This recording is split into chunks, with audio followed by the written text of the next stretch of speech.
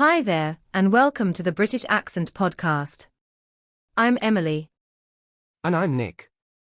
Today we're diving into something a bit fun, and honestly, a bit powerful too. We're talking about using roleplay to learn English. Not in a classroom script kind of way, but in a creative, freeing, playful way. What if you stepped into a role, a character who's confident, expressive, unafraid to make mistakes? Maybe a shop assistant in London. Maybe a detective solving a mystery.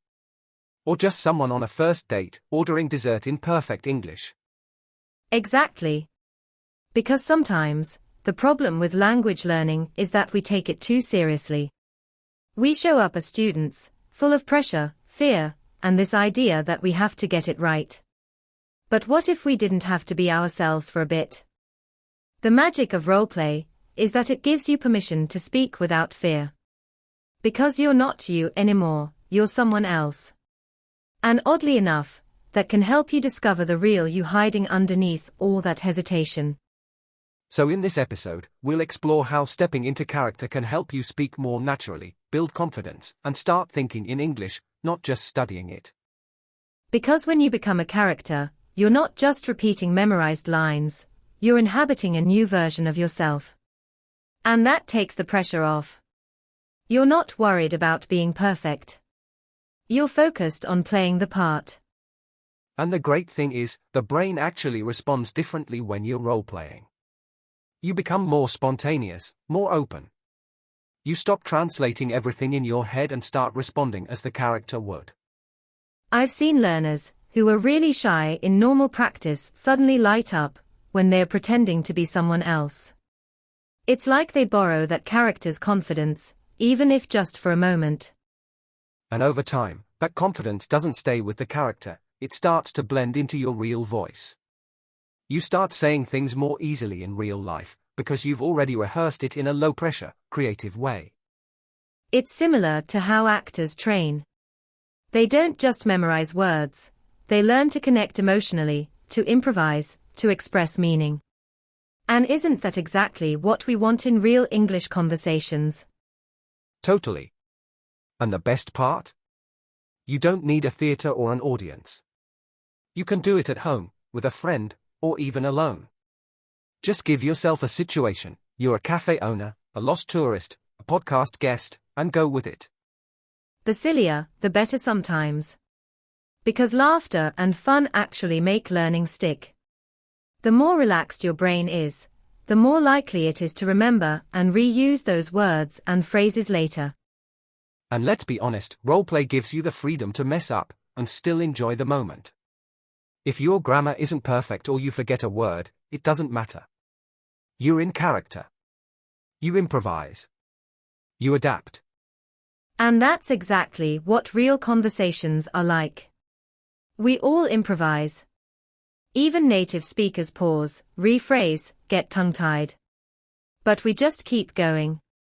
That's the skill learners need too, not perfection, but resilience. It also helps you practice speaking in context, not just in isolation. Instead of memorizing random sentences like, the pen is on the table, you're actually using the language in scenes, in situations, which is how your brain stores meaning. Right, and it makes the vocabulary more emotional, more alive. Saying, I'd like a table for two, in a pretend restaurant feels different than reading it in a textbook. There's tone, intention, even a bit of imagination involved. That emotional layer is key. It creates memory hooks. So next time you're in a real restaurant, your brain doesn't freeze, it goes, I've done this before. I've been this character. And that gives you confidence. Quiet confidence, the kind that builds slowly, through repetition and play. And honestly, I think adults sometimes forget they're allowed to play while learning. Absolutely. We don't outgrow the need to play, we just stop giving ourselves permission. But if you can let go of the idea that learning has to be serious, you'll probably find yourself improving much faster, and enjoying it more. And let's be honest, roleplay gives you permission to try out new sides of yourself. Maybe you're quiet in your native language, but your English character. They're bold, they're cheeky, they're curious. And the fun part is, over time, those parts of your English self start to bleed into your real self. You realize, actually, I can ask questions. I can be a bit more expressive. English becomes a way to explore, not just to communicate. Yeah, and it's powerful when you stop seeing yourself as just a learner and start seeing yourself as a speaker. Even if it's pretend. Even if it's messy. Because the more you act like someone who speaks English, the more you become that person. That's why we always say, confidence isn't something you wait for, it's something you build through small actions. And roleplay is a brilliant way to practice being confident without waiting for it to show up first. You can start small, too. You don't need scripts. Just set up a simple situation in your mind. I'm a traveler asking for directions. I'm calling a hotel.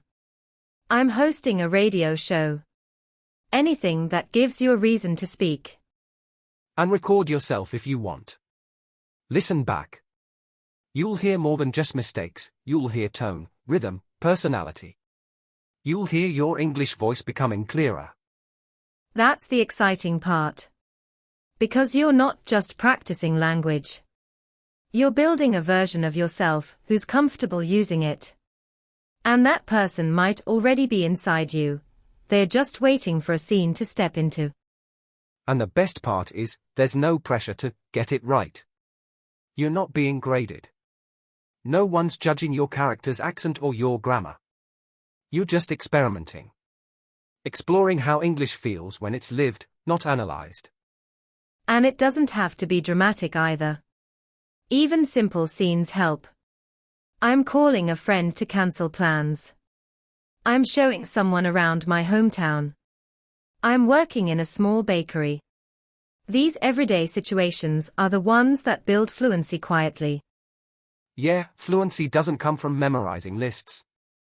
It comes from using the language again and again, until your brain starts to trust it.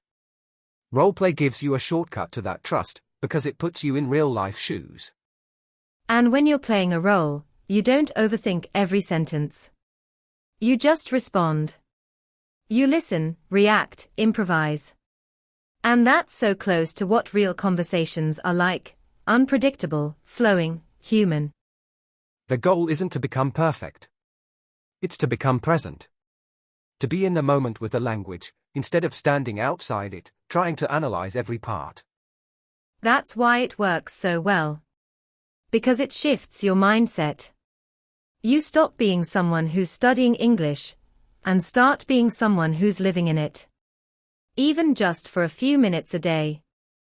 And those minutes add up. Bit by bit, they build a kind of fluency that isn't just technical, it's personal. It's flexible. And it's deeply yours. Because the truth is, fluency isn't just about knowing all the right words. It's about knowing how to move with the language.